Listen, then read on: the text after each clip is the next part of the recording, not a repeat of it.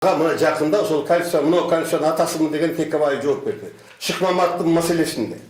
Айтпады ғой, бұлар 2 жылдан сүйлөшүлгөн болчу, 2 жылдан депутат болуш керек эле. Ошон үчүн кетиш керек деп.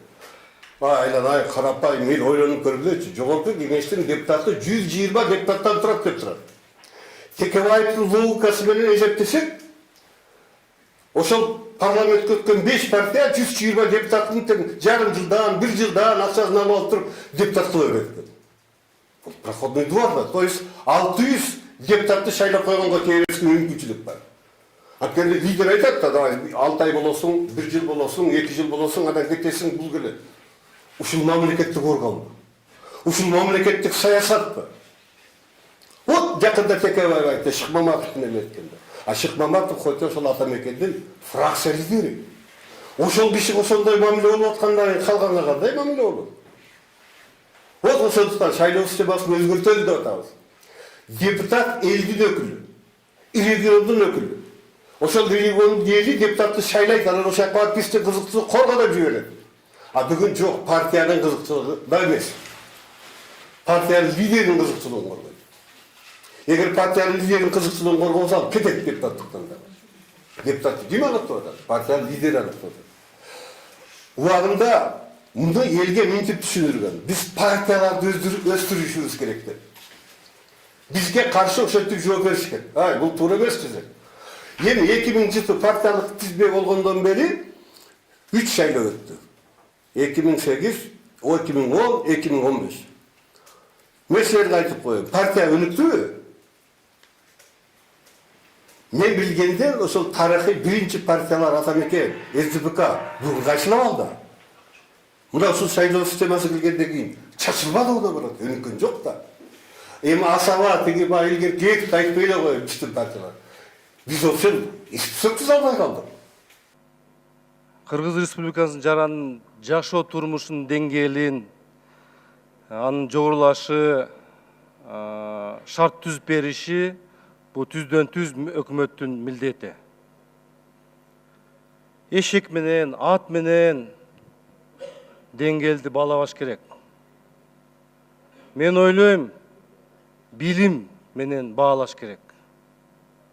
Мына эгерде кечеги Россия Федерациянын президентинин сөзүн уксак, эң биринчи маселени демографияны айтып кетти.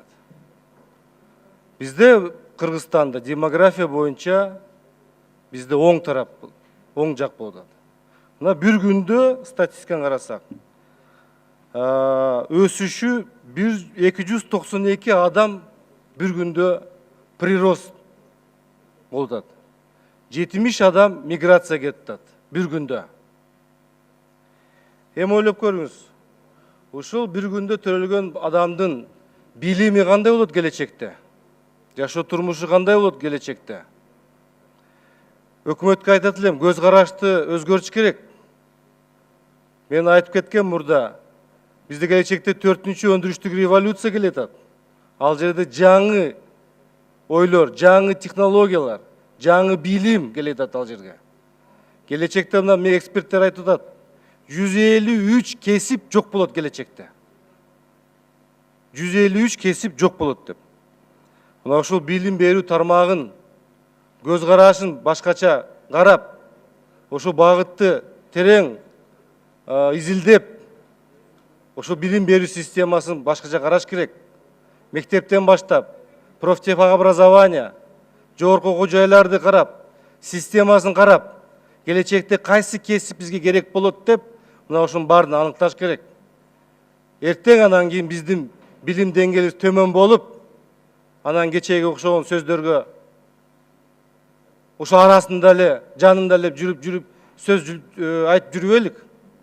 Жогору болуш керек биздин билим деңгээлибиздин балдары. Кийинки маселе, мен төрага сизге, анан кийин коалициянын башчысына, эми азыр көпчүлүк коалиция чечет маселе жогорку кеңеште. Мына шайлоо келет, 2020 жылда октябрь айында болот. Ушу босогоосун маселесин чечип коюш керек. Ар бир 5% деп атышат, 3% деп атышат. Мен айтат элем, мына 7%, мына биздин фракциядагы ошо макул болуп атат. Ушу 7%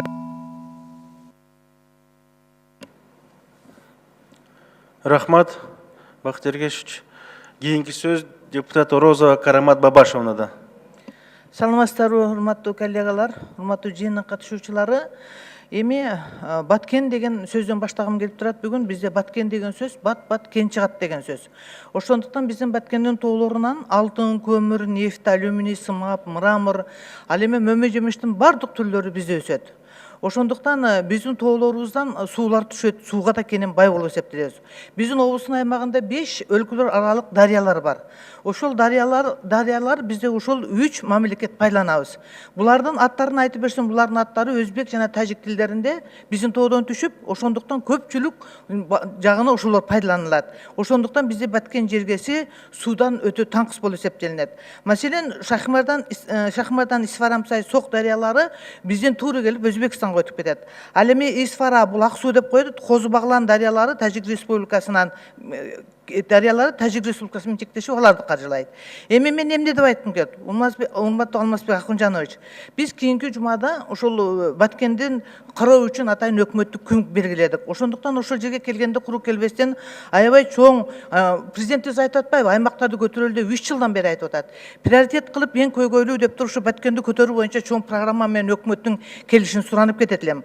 Ал программа менен келгенде курук келбестен каржысы менен келсинчи, ата курук кагазда калып кетпесин. Ошондуктан ошого бээки сунушту бергим келет. Ошондуктан биздин ошо суу таңкыстуубузду кечүү үчүн эсибизден чыгарбастан азыртадан баштап бизде баткенде БСРлерди курууну жана суу сактагычтарды курууну колго албасак болбойт. Себеби биз өмүр бою ушул кошуналар менен пайдалангандан кийин, чек ара такталгандан кийин да биздин көйгөйлөр токтобойт.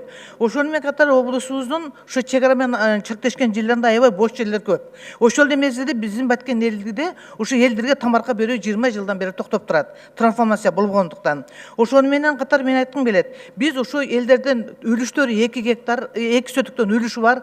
Ал эми жумушчу орун жоктугунан элдин экономикалык абдан оор. Ошон үчүн мен өкмөттөн суранат элем. Гос ипотека менен этаж үйлөрдү куруп, анан кийин элге берсе, элдер өзүлөрү ошону каржысы барлар төлөп алса, ал эми аз камсыз болгон үйлөргө сууда берүүнү жана арзандатылган кредит берүүнү программага киргизип келсе.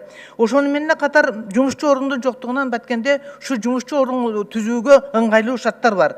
Маселен, алар Самаркандек айыл өкмөтүндө ушу көмүр иштетишет. Ал жерде ошол көмүрдү деле Тажикстан алат. Негизи Сүлүктүдөн алат. Ал эми Самаркандиктен дагы бир сорту бир аз төмөнүрөөк көмүрлөр бар.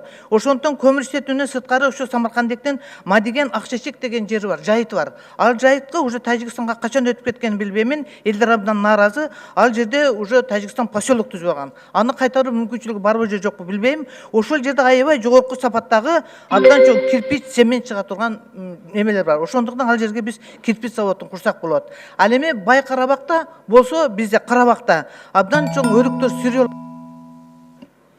Рахмат, вақтыңыз бүтіп қалды. Кейінгі сөз депутат Нышанов Сайдулла Камболотовичте. Рахмат, Дастанбек Артисбекович. Саламатсыздар, урматтуу депутаттар, урматтуу өкмөттүн өкүлү. Мен бир топ жол бул трибунадан кайрылдым. Былтыр өткөн 2019 жылдын май айында Базар Коргон Жайтерек деген жолду Минтранстын балансына алганда премьер-министрдин ошол жакка иш сапары болгон. Ошонун негизинде элдердин кайрылуусу менен бул жолду былтыр 19 жылы май айында Минтранстын балансына алып, мына бүгүн 20 жылдын 16 январына чейин бир техника, бир иш да болгон жок. Себеби былтыр ушул кечирээк баланска алганга байланыштуу Минтранстын каражат бөлүнбөй калды деген шылтоону айтты эле.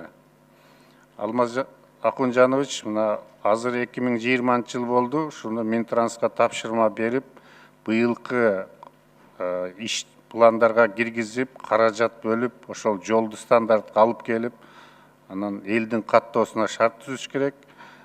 Бул боюнча мен бир топ жолу кайрылдым, тилекке каршы, мына азыр кар болсо дагы бир техника жүрбөй атат да.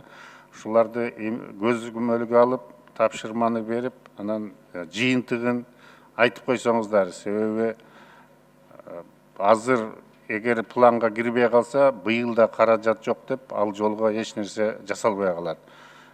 Эми эл түшүнүп турат, бүгүнкү күндө ал жолду